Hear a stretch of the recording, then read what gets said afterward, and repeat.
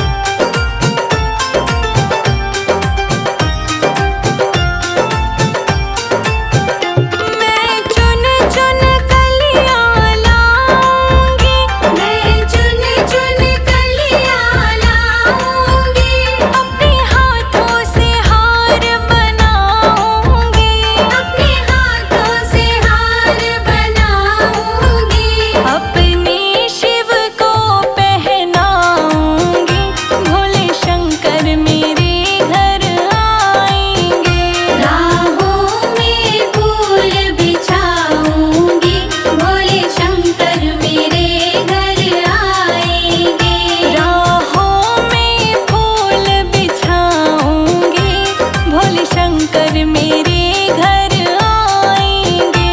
राहों में फूल बिछाऊंगी, भोले शंकर मेरे घर आएंगे।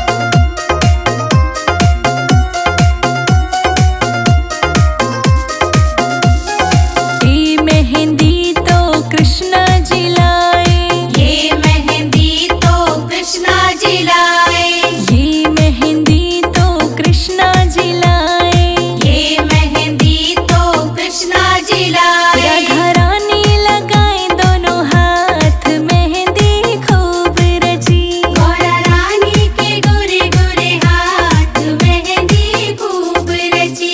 गौरा रानी के गोरे गोरे हाथ मेहंदी खूब रची। गौरा रानी के गोरे गोरे हाथ मेहंदी खूब रची।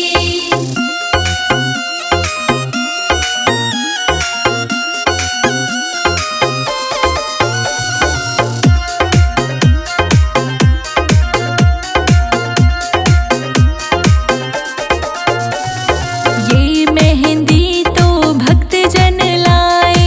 ये मेहंदी तो भक्त जन लाए। ये मेहंदी तो भक्त जन लाए। ये मेहंदी तो भक्त जन लाए। मेरी सखियां लगाए दोनों हाथ मेहंदी खूब रची। गौरा रानी के गोरे गोरे हाथ मेहंदी खूब रची। गौरा रानी के गोरे गोरे हाथ मेहंदी खूब रची।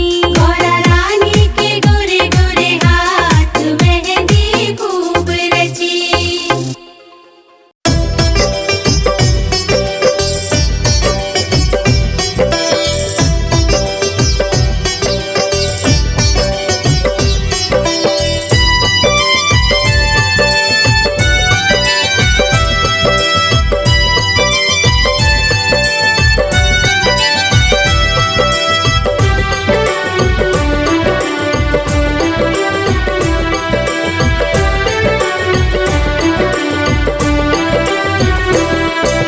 चार कबूतर उड़ जा उड़ जा कबूतर। चार कबूतर हरिद्वार तक संदेशा पहुंचा दे।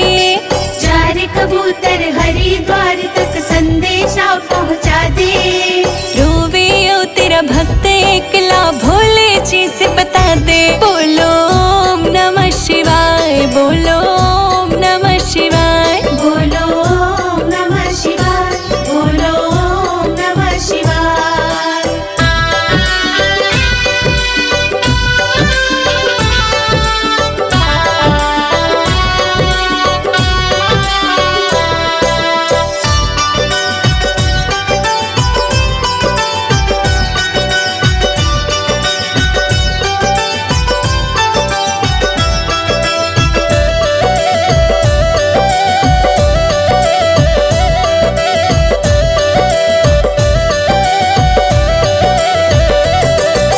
हर सावन में भर के जल में तेरे द्वारे आया। थोड़ी सी तो सुन लेता ना, मेरा काम बढ़ाया। मेरा काम बढ़ाया न बाबा, मेरा काम बढ़ाया। हर सावन में भर के जल में तेरे द्वारे आया। थोड़ी सी तो सुन लेता ना, मेरा काम बढ़ाया। नीलकंठ भंडारी तो मिंटा में खेल खिला दे। रोवे ओ तेरा भक्त एकला भोले जी से बता दे। बोलो ओम नमः शिवाय। बोलो ओम नमः शिवाय।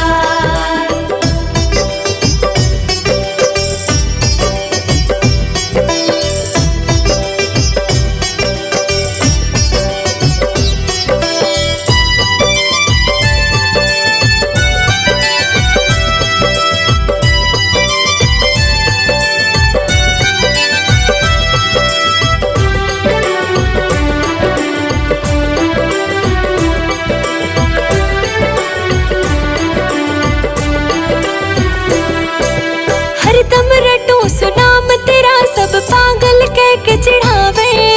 चढ़ नंदी पे आजा तन्ने, रो रो भक्त बुलावे। रो रो भक्त बुलावे तन्ने, रो रो भक्त बुलावे। हरदम रटू सुनाम तेरा, सब पागल कह के चिढ़ावे। चढ़ नंदी पे आजा तन्ने, रो रो भक्त बुलावे। टुकड़े टुकड़े हुई तकदीर, ओ भोड़े बाबा सिला दे। रोवे ओ तेरा भक्त एकला भोले जी से बता दे। बोलो ओम नमः शिवाय। बोलो ओम नमः शिवाय।